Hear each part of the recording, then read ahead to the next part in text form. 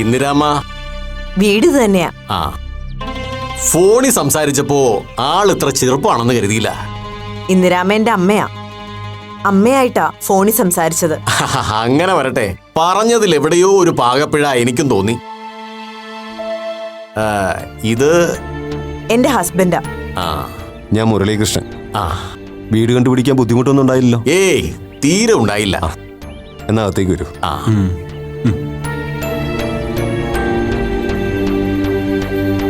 ഇരിക്കൂ. കുടിക്കാൻ എന്തെങ്കിലും? അതൊക്കെ പൂജ കഴിഞ്ഞിട്ടാകാം. മുരളീകൃഷ്ണൻ എന്ത് ചെയ്യുന്നു? ഞാനൊരു ആർക്കിടെക്റ്റാണ്.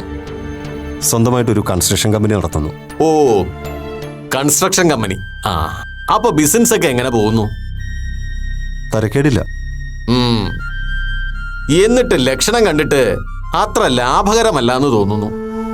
അതായത് വിചാരിച്ചത്ര ലാഭം അങ്ങോട്ട് ഒത്തുവരുന്നില്ല അല്ലേ? ഞാനങ്ങനെ അമിത ലാഭം പ്രതീക്ഷിച്ചല്ല ബിസിനസ് ചെയ്യുന്നത്. ലാഭത്തെക്കാൾ എൻ്റെ ക്ലയൻസിന്റെ വിശ്വാസ്യതയാണ് എനിക്ക് മുഖ്യം. അത് വേണം, അത് വേണം. വിശ്വാസമാണല്ലോ പ്രധാനം. എന്നാലും ശത്രുക്കളുടെ ഉപദ്രവം ഉണ്ടാവുമല്ലോ. നാട്ടിൽ കൂണുപോലെ അല്ലേ ഇപ്പോ കൺസ്ട്രക്ഷൻ കമ്പനികൾ. എല്ലാത്തിന്റെ ഇടയിൽ നമുക്കും ഒന്ന് പിടിച്ചു നിൽക്കണമല്ലോ. ഇവിടത്തെ പൂജ കഴിഞ്ഞ് വേണമെങ്കിൽ സൗകര്യം പോലെ നമുക്ക് സാറിന്റെ ഓഫീസിലും ഒരു VVP അങ്ങ് നടത്താം. അത് കഴിഞ്ഞാ പിന്നെ ശത്രുദോഷം എന്ന് പറയുന്നത് സാറിന്റെ 7 അയലത്തടുക്കില്ല. VVPയോ? അതെന്താ സംഭവം? അപ്പൊ അതറിയില്ലേ? VVP എന്ന് പറഞ്ഞാൽ വാണിജ്യ വിജയ പൂജ.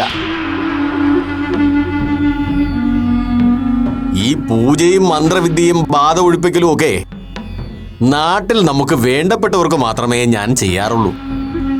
ഞാൻ കൂടുതലും അറിയപ്പെടുന്നത് ഈ VVPയിലൂടെയാണ്. ഇവിടെ മാത്രമല്ല, അങ്ങ് ഗൾഫിലും അമേരിക്കയിലും ഒക്കെ ഗുരുവിന്റെ VVPക്ക് ഭയങ്കര പേരല്ലേ? വാണിജ്യ വിജയ പൂജയുമുണ്ട്, യന്ത്രവുമുണ്ട്. സാറിന് വേണമെങ്കിൽ നമുക്കൊരു പൂജയും യന്ത്രവും കൂടെ പാക്കേജ് ആയിട്ട് അങ്ങ് ചെയ്യാം. രണ്ടും കൂടെ ഒന്നിച്ചാവുമ്പോൾ ദക്ഷിണയും കുറയും. ആദ്യം വന്ന കാര്യം നടക്കട്ടെ. പൂജയും യന്ത്രവും ഒക്കെ അത് കഴിഞ്ഞാലോചിക്കാം. അതെ അതെ, ധൃതിയില്ല. വന്ന കാര്യം കഴിഞ്ഞിട്ട് മതി. പുഷ്പ, എന്നാ പിന്നെ നമുക്ക് തുടങ്ങാം. ഓ, എവിടെയാ കളം ഒരുക്കേണ്ടത്? ഒരു ഹാളിലോട്ട് പോ.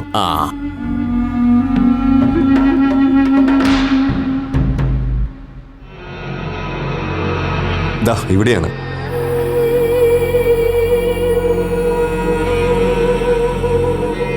കള ഇവിടെയാകാം. ശരി. ചാർത്തിലുള്ള സാധനങ്ങളൊക്കെ ദാ എല്ലാം ഇതിലുണ്ട്. എന്നാ പടുക്ക ഒരുക്കിക്കോളൂ. അതെ, ചെറിയൊരു പ്രശ്നമുണ്ട്. എന്താ? എന്തായാലും മടിക്കണ്ട, ധൈര്യമായി പറഞ്ഞോളൂ. മോൾക്ക് ഈ പൂജയിലൊന്നും വലിയ വിശ്വാസമില്ലാത്ത മട്ട. അതുകൊണ്ട് തന്നെ അവൾ ഇതുവരെ സമ്മതിച്ചിട്ടുമില്ല. അതുകൊണ്ട് ചിലപ്പോ അവൾ ഇതുമായി സഹകരിക്കാൻ തയ്യാറാവില്ലെന്നല്ലേ? ഇന്നലെ വിളിച്ചപ്പോഴേ ഇന്ദിരാമ്മ ഇക്കാര്യം സൂചിപ്പിച്ചിരുന്നു. സാരമില്ല, ആളെ എന്റെ മുന്നിൽ കൊണ്ടുവന്നൊന്ന് ഇരുത്തി തന്നാ മതി. ബാക്കിയൊക്കെ ഞാൻ ഏറ്റു. ഇതിലും വലിയ കേസൊക്കെ ഞാൻ കൈകാര്യം ചെയ്തിട്ടുള്ളതല്ലേ, അല്ലേ? പിന്നെ അതെ, അധികം ഒച്ചയും ബഹളവും ഒന്നും ഇല്ലാതെ വേണം അവളെ ഡീൽ ചെയ്യാൻ. അതൊക്കെ പിന്നെ എനിക്കറിയില്ലേ. അതൊക്കെ ഞാൻ വേണ്ട വിധം കൈകാര്യം ചെയ്തോളാം. പിന്നെ ചിലപ്പോ ചില ബലപ്രയോഗങ്ങളൊക്കെ വേണ്ടി വന്നേക്കും. അതൊക്കെ ക്രിയയുടെ ഭാഗമായിട്ട് കണ്ടാ മതി. എവിടെ ആള്? ഒന്ന് വിളിക്ക്. ആദ്യം ആളിനെ ഒന്ന് കാണട്ടെ.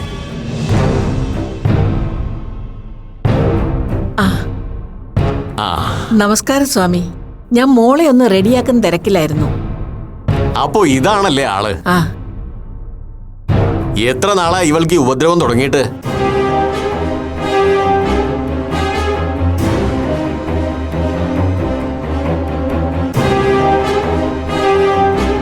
അതിപ്പോ ഏകദേശം 1-2 ആഴ്ചയായിട്ടുണ്ടാവും.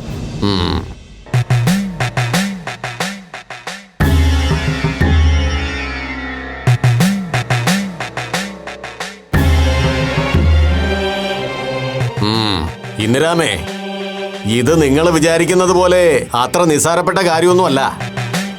കടുത്ത പ്രയോഗമാ പ്രയോഗിച്ചിരിക്കുന്നത്. ഇത്തിരി മെനക്കെടേണ്ടി വരും. എന്താ നിന്റെ പേര്? മാളു. ശരിക്കുള്ള പേര് മാളവിക എന്നാ. ഞാൻ ചോദിച്ചത് ഇവളോടല്ല, ഇവളുടെ ഉള്ളിലുള്ള ആളോടാ.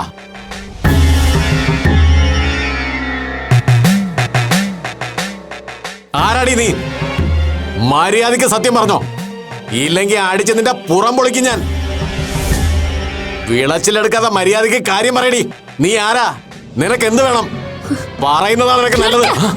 അയാളുടെ ഒരു പൂജയും മന്ത്രവാദവും. അപ്പൊ ഇതായിരുന്നു എല്ലാവരുടെ ഉദ്ദേശം അല്ലേ? ഡീ, മാളു. അയ്യോ. മാളു,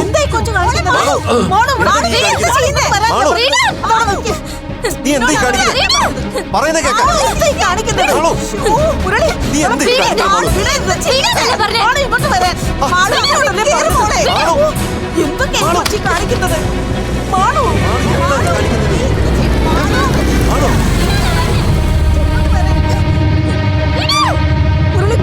ഞാൻ പറയാൻ കേൾക്കുന്നത്. എന്താ ഈ കാണിക്കുന്നത്? എല്ലാവരും കാണിച്ചു തരാം. മാളു, അപ്പൊ ഇതായിരുന്നു എല്ലാവരുടെ ഉദ്ദേശം അല്ലേ? വിട്. എല്ലാവരും കൂടി ഭ്രാന്തിയാക്കാൻ നോക്കിയതല്ലേ? എനിക്ക് ഭ്രാന്ത്. പറയുന്ന കേൾക്കാൻ. എന്താ ഇത്? എന്താ പറ്റി?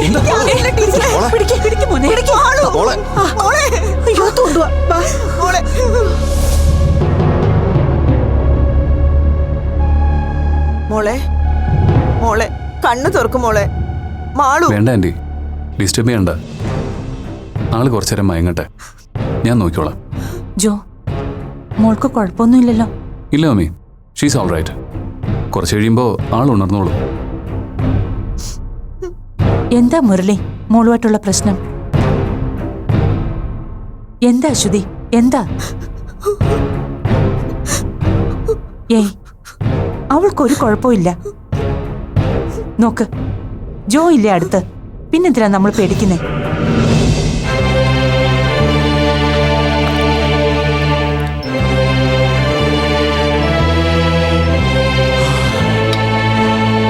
ഞാൻ പറഞ്ഞില്ലേ ഇന്ദിരാമേ, സാധാരണ പ്രതിക്രിയകളൊന്നും ഇതിന് പരിഹാരമാവില്ല. അത്രയ്ക്ക് വീര്യമുള്ള സാധനമാ കുട്ടിയുടെ ഉള്ളിൽ ചെന്നിരിക്കുന്നത്. അതല്ലേ എന്നെ കണ്ടപ്പോ അതിന്റെ ഭാവം മാറിയത്. ഒരു കാര്യം ചെയ്യൂ, ഇവിടെ വെച്ച് കർമ്മം ചെയ്യുമ്പോഴല്ലേ പ്രശ്നമുള്ളൂ. നമുക്ക് ഈ കൊച്ചിനെ നമ്മുടെ ആശ്രമത്തിലേക്ക് മാറ്റാം. അവിടെ ഒരു 2 ദിവസത്തേക്ക് ആളെ തന്നാ മതി. മോളെ ഞാൻ നല്ല മിടുമിടുക്കിയാക്കി കൈ തരാം. എന്താ സാറേ, എന്തു പറയുന്നു? അയ്യോ വേണ്ടായേ, ചെയ്തു തന്ന ഉപകാരങ്ങൾക്കൊക്കെ സന്തോഷം. ഗുരുവും ശിഷ്യനും കൂടി എത്രയും പെട്ടെന്ന് ഇവിടുന്ന് സ്ഥലം കാലിയാക്കാൻ നോക്ക്. അല്ല, അങ്ങനെ പറഞ്ഞാൽ എങ്ങനാ സാറേ? പിന്നെ എങ്ങനെ പറയണം? മര്യാദയ്ക്ക് ഇവിടുന്ന് ഇറങ്ങി പോകുന്നുണ്ടോ അതോ രണ്ടിനെ പിടിച്ച് ഞാൻ പുറത്താക്കണോ? മനുഷ്യനെ പറ്റിക്കാൻ ഓരോ വേഷം കെട്ടുമായിട്ട് ഇറങ്ങിക്കോളും. ഓഹോ, ഇപ്പൊ അങ്ങനെയായോ? വേഷം കെട്ടി വലിഞ്ഞു കയറി വരേണ്ടവനല്ല ഞാൻ. ഇവര് ക്ഷണിച്ചു വരുത്തിയതാ ഞങ്ങളെ. വിളിച്ചു വരുത്തി എന്നെ പോലെ ഒരാളെ അപമാനിച്ചാൽ അതിന്റെ ദോഷം ദേവി മഹാമായ കൊടുക്കും. ആയിക്കോട്ടെ, അത് ഞങ്ങൾ അങ്ങ് സഹിച്ചു. താൻ ഇയാളെ കൊണ്ട് സ്ഥലം വിടാൻ നോക്ക്. ദേവി ഇത് പ്രശ്നം ഉണ്ടാക്കാതെ ഇപ്പൊ ഒന്ന് പോയാട്ടെ. ഞാനല്ലേ പറയുന്നത്, ദൈവത്തെ ഓർത്തൊന്ന് ഇറങ്ങിയാട്ടെ. ഞാൻ കൃഷ്ണൻ ജോത്സ്യരോട് ആലോചിച്ചിട്ട് എന്താന്ന് വെച്ചാ ചെയ്തോളാം. നോക്കിക്കോ, ഇപ്പൊ അപമാനിച്ചിറക്കി വിട്ടതിന് പകരം നിങ്ങൾ എന്റെ കാൽ ചുവട്ടിൽ വരും. മഹാമായ വരുത്തും. ഓ വാടാ.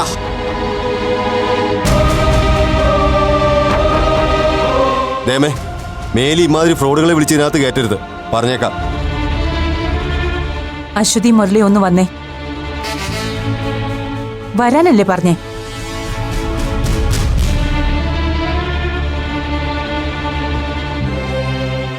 ഇവരെ എന്തിനാണോ ഇപ്പൊ ഇങ്ങോട്ട് കെട്ടിയെടുത്തത്? ചേടാ, നമ്മളൊരു നല്ല കാര്യം ചെയ്തപ്പോ ഇങ്ങനെ ആയല്ലോ. ഇനി ഞാനൊന്നും പറയാൻ പോകുന്നില്ല. അവരുടെ ഇഷ്ടം എന്താണെന്ന് വെച്ചാൽ അതുപോലെ നടക്കട്ടെ. അല്ല പിന്നെ കഷ്ടം. നിങ്ങളൊക്കെ ഇത് ഏത് കാലത്താ മുരളി ജീവിക്കുന്നേ? മോളുടെ ഡിപ്രഷൻ മാറ്റാൻ ഇതേ വഴി കണ്ടുള്ളൂ. നിങ്ങളെപ്പോലെ വിവരവും വിദ്യാഭ്യാസവും ഉള്ള 2 പേരിൽ നിന്ന് ഇങ്ങനൊരു മണ്ടത്തരം ഞാൻ ഒരിക്കലും പ്രതീക്ഷിച്ചില്ല. അല്ല ടീച്ചർ, അമ്മ ഇത്ര വിശ്വാസത്തോടെ പറഞ്ഞപ്പോ അതിലെന്തെങ്കിലും കാര്യം കാണുമെന്ന് ഞങ്ങളും വിചാരിച്ചു. ഒന്നും മിണ്ടാതിരിക്കുന്നുണ്ടോ അശ്വതി? എനിക്ക് നല്ല ദേഷ്യം വരുന്നുണ്ട് കേട്ടോ. ദേ, ഞാനും നിങ്ങളെപ്പോലെ ഒരു ഈശ്വരവിശ്വാസി തന്നെയാ. എന്നുവെച്ച് ഇതുപോലുള്ള കോപ്രായങ്ങൾക്കൊന്നും കണ്ണും കാതും കൊടുക്കാറില്ല. കൈവിഷ പ്രയോഗം അത്രേ, കൊള്ളാം. ഈ വന്ന കാലത്തും അതൊക്കെ വിശ്വസിക്കാൻ മാത്രം പൊട്ടന്മാരായി പോയല്ലോ നിങ്ങള്. നോക്കു മുരളി, ജോബിന് ഈ നഗരത്തിൽ ജോലി കിട്ടിയപ്പോ ഒരുപാട് സന്തോഷത്തോടെ, അതിനേക്കാളേറെ പ്രതീക്ഷയോടെയാണ് ഞാനും അവനോടൊപ്പം ഇങ്ങോട്ട് വന്നത്. അതിന്റെ കാരണം നിങ്ങൾ രണ്ട് ഫാമിലി ആയിരുന്നു. അറിയാലോ, ജോബിന്റെ 4ാമത്തെ വയസ്സിൽ വിധവയായ ഒരു സ്ത്രീയാണ് ഞാൻ. ആർമിയിൽ നിന്ന് അലക്സിന്റെ ജീവന് കിട്ടിയ കോമ്പൻസേഷൻ തുകയ്ക്ക് പോലും ബന്ധുക്കൾ കടിപിടി കൂട്ടിയപ്പോ അതിൽ നിന്ന് ഒരു ചില്ലി കാശ് പോലും എടുക്കാതെ മുഴുവൻ അവർക്കായി വിട്ടുകൊടുത്തപ്പോഴും എനിക്ക് ഭാവിയെക്കുറിച്ച് പരിഭ്രമമോ പേടിയോ ഒന്നും തന്നെ തോന്നിയിട്ടില്ല. ആ തുകയേക്കാളൊക്കെ വലുതായിരുന്നു എനിക്ക് അലക്സ് എന്ന പട്ടാളക്കാരനായ ഭർത്താവ് പകർന്നു തന്ന ജീവിതാനുഭവങ്ങളുടെ കരുത്ത്. അതിന്റെ ഒറ്റ ബലത്തിലാ ഡെയ്സി തന്റെ മോനെ വളർത്തി ഈ നിലയിലാക്കിയത്. ഇതൊക്കെ ഇപ്പൊ ഇവിടെ പറയുന്നത് എന്തിനാണെന്നാവും രണ്ടാളും ഇപ്പൊ ആലോചിക്കുന്നത്. കാര്യമുണ്ട്. അശ്വതിയും മുരളിയും അതുപോലെ വിജയും ഗീതയും, നിങ്ങൾ രണ്ടു കൂട്ടരും കേവലം ഭാര്യാഭർത്താക്കന്മാരെന്ന നിലയിൽ നിന്ന് ഒരച്ഛനും അമ്മയുമായി മാറാൻ തുടങ്ങിയത് എന്റെ കൺമുൻപിൽ വെച്ചായിരുന്നു. ജീവിതത്തിൽ വല്ലാതെ ഒറ്റപ്പെട്ടു പോയ സന്ദർഭങ്ങളിലൊക്കെ നിങ്ങളെപ്പോലെ പരസ്പരം മനസ്സിലാക്കുകയും സ്നേഹിക്കുകയും ചെയ്യുന്ന സുഹൃത്തുക്കൾ എനിക്കുമുണ്ടായിരുന്നെങ്കിലെന്ന് വല്ലാതെ ആഗ്രഹിച്ചു പോയിട്ടുണ്ട് ഞാൻ. ആ ആഗ്രഹം ഒരു പരിധിവരെ സാധിച്ചു കിട്ടിയത് അശ്വതി എനിക്കൊപ്പം കോയമ്പത്തൂരിൽ ഉണ്ടായിരുന്ന ആ സമയത്താണ്.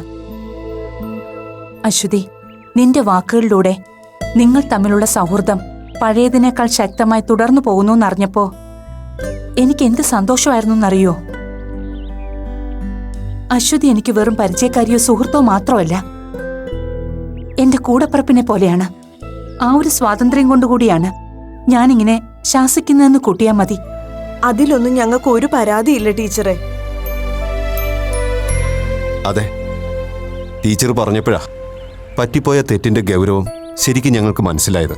ഞാൻ പറഞ്ഞല്ലോ മുരളി, ജോബിന് വേറെ എവിടെയെങ്കിലുമാണ് ജോലി തരപ്പെട്ടിരുന്നതെങ്കിൽ ഒരിക്കലും ഞാൻ അവന്റെ ഒപ്പം ഇതുപോലെ ഉണ്ടാവില്ലായിരുന്നു. ഇനി കുറച്ചു കാലം നിങ്ങൾ രണ്ടു കുടുംബങ്ങളുമായി ചേർന്ന് ജീവിക്കാമെന്ന് മോഹിച്ചിട്ടാണ് ഇവിടേക്ക് ഞാൻ വന്നത്. പക്ഷേ വന്ന ദിവസം തന്നെ പുത്തരിയിൽ കല്ല് കടിച്ചതുപോലെയായി. അത് കുട്ടികൾ തമ്മിലുള്ള വെറും സൗന്ദര്യപ്പിണക്കമായിരിക്കും എന്ന് സമാധാനിച്ചാണ് ഞാൻ മടങ്ങിയത്. പക്ഷേ അതങ്ങനെയല്ലെന്ന് പിന്നീട് ജോബിൻ മുരളിക്ക് ഫോൺ ചെയ്ത ദിവസം എനിക്ക് മനസ്സിലായി. എന്നിട്ടും ഇതുവരെ ഞാൻ നിങ്ങൾ രണ്ടു കൂട്ടരോടും അതിനെക്കുറിച്ച് ചോദിക്കാതിരുന്നത് എപ്പോഴെങ്കിലും സംഭവിച്ച ആ മുറിവ് താനേ ഉണങ്ങുന്നെങ്കിൽ ഉണങ്ങട്ടെ എന്ന് കരുതിയാ. പക്ഷേ ഇപ്പോഴത്തെ നിങ്ങളുടെ പോക്ക് കണ്ടിട്ട് ആ പ്രതീക്ഷയും വെറുതെ ആവുമെന്ന് എനിക്ക് തോന്നുന്നു. ടീച്ചർ പറഞ്ഞതുപോലെ തന്നെയായിരുന്നു ഞങ്ങളുടെ ജീവിതം. എന്റെയും വിപിയുടെയും പല കോമൺ ഫ്രണ്ട്സും അസൂയയോടെയാണ് ഞങ്ങളുടെ ഫാമിലി ഫ്രണ്ട്ഷിപ്പിനെ കുറിച്ച് ചില സദസ്സുകളിൽ പറഞ്ഞിരുന്നത്. മരണം വരെ ഈ ചെങ്ങാത്ത ഇതുപോലെ തുടരണമെന്നാ ഞങ്ങൾ ആഗ്രഹിച്ചത്. പക്ഷേ എന്താ മുരളി, പിന്നെന്താ നിങ്ങൾക്കിടയിൽ സംഭവിച്ചത്?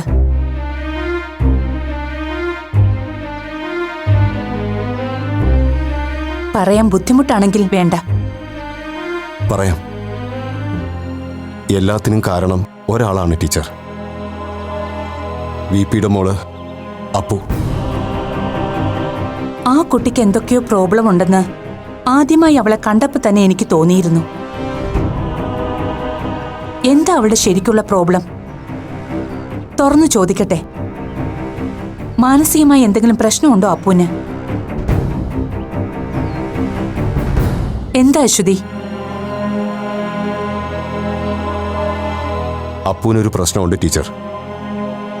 ടീച്ചർ വിചാരിക്കുന്നതിനേക്കാളും ഒരു സീരിയസ് ഇഷ്യൂ. പക്ഷേ അത് മാനസികമാണോ എന്ന് ചോദിച്ചാൽ അല്ല. വിപിയോ ഗീതയൊന്നും ഇതേക്കുറിച്ച് ടീച്ചറിനോട് സൂചിപ്പിച്ചില്ലേ? ഇല്ല. അവിടെ എന്തോ ഒരു സീരിയസ് ഇഷ്യൂ ഉണ്ടെന്ന് എനിക്കും ജോബിനും മനസ്സിലായി. പക്ഷേ അത് അപ്പുവുമായി റിലേറ്റഡ് ആയിരിക്കുമെന്ന് ഞാൻ വിചാരിച്ചില്ല. അതേപ്പറ്റി വിജയോ ഗീതയോ എന്നോടൊന്നും പറഞ്ഞുമില്ല. വേണ്ട ടീച്ചറെ, അവരായിട്ടത് ടീച്ചറിൻ്റെ അടുത്ത് തുറന്നു പറയാതിരിക്കുന്നിടത്തോളം ഞങ്ങളായിട്ടത് പറയുന്നത് ശരിയല്ല. അത് ഞങ്ങളുടെ മാന്യതയ്ക്ക് നിരക്കുന്നതല്ല. എന്നെങ്കിലും VP-യോ ഗീതയോ പറഞ്ഞ് ടീച്ചർ അറിഞ്ഞാൽ മതി. അതാ നല്ലത്.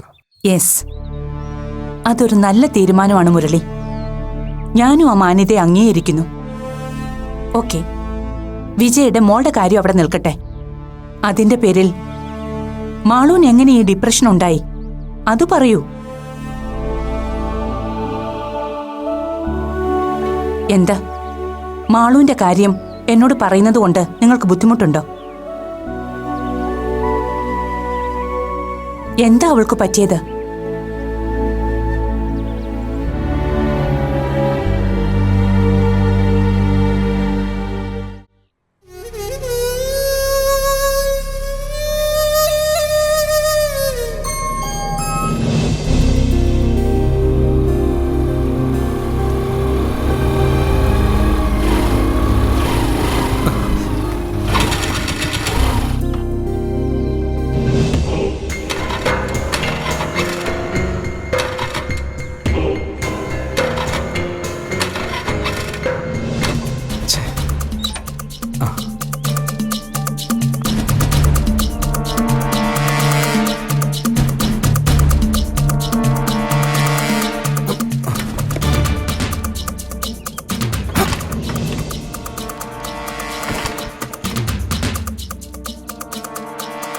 ചേടാ, പ്ലഗിൽ കരട് കയറിയെന്നാ വിചാരിച്ച. പ്ലഗ് അഴിച്ച് ക്ലീൻ ചെയ്തിട്ടും വണ്ടി സ്റ്റാർട്ടാവുന്നില്ലല്ലോ. ഇനി പെട്രോൾ ഇല്ലാഞ്ഞിട്ടാണോ? പെട്രോളുണ്ട്. എൻ്റെ പൊന്നു ഗുരുപ്പേ, ഇങ്ങനെ ഇടയ്ക്കിടയ്ക്ക് പണി മുടക്കിയ നിന്റെ കാര്യത്തിൽ കഷ്ടം കേട്ടോ. ദേ, കൂടുതൽ മുടക്കിയാലേ നിന്നെ ഞാൻ തട്ടി വേറെ വണ്ടി നോക്കും, പറഞ്ഞേക്കാം. മര്യാദയ്ക്ക് സ്റ്റാർട്ടാവാനാ പറഞ്ഞേ.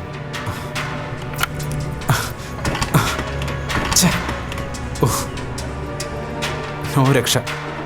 ദൈവമേ, ഓർഡർ സമയത്തിന് എത്തിക്കാൻ പറ്റിയില്ലെങ്കിൽ ആകെ കുഴപ്പമാവുമല്ലോ.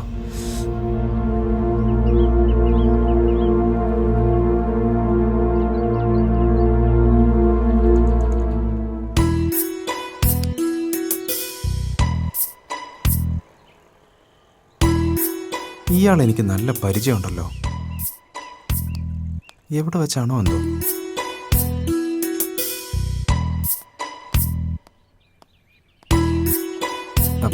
ഹലോ. ഹലോ, എക്സ്ക്യൂസ് മീ, എനിക്ക് ഇയാളെ നല്ല പരിചയം തോന്നുന്നു. എന്താ പേര്? നിങ്ങള് ദേവമാതാ കോളേജിൽ പഠിച്ചിരുന്ന ആളല്ലേ? അതെ, സൂരജ് ശ്യാം. താൻ എവിടെയാണ് പഠിച്ചേ? ഏത് ബാച്ചിലാ? ഹലോ മാഷേ, എന്നെ ഒന്ന് സൂക്ഷിച്ചു നോക്കിയേ, വല്ല പരിചയം ഉണ്ടോന്ന്. എടോ, താൻ അപൂർവല്ലേ? അപ്പൊ ഓർമ്മയുണ്ടല്ലേ? കൊള്ളാം. ഓർമ്മയുണ്ടോന്നോ? കോളേജിൽ തന്റെ ഫസ്റ്റ് ഡേയിൽ, അതും ഫ്രഷേഴ്സ് ഡേയുടെ അന്ന്, ഒരു ജൂനിയറുടെ കയ്യിൽ നിന്ന് കരണത്തേടി മേടിച്ച സീനിയറിന്റെ പേരിലുള്ള എൻ്റെ റെക്കോർഡ് ഇതുവരെ ആ കോളേജിൽ ആരും ബ്രേക്ക് ചെയ്തിട്ടില്ല. എന്നെ ആ ബഹുമതിക്ക് അർഹനാക്കിയ തന്നെ ഞാൻ മറക്കാനോ? അപ്പൊ കഥകളൊക്കെ ഇപ്പോഴും ഓർമ്മയുണ്ടല്ലേ? കൊള്ളാം. അതൊക്കെ എങ്ങനെ മറക്കാൻ പറ്റുമോ? അല്ല, താനെന്താ ഇവിടെ? ചുമ്മാ വെറുതെ. താനിപ്പോ ഫൈനൽ ഇയർ അല്ലേ? ഇന്ന് കോളേജിൽ പോയില്ലേ?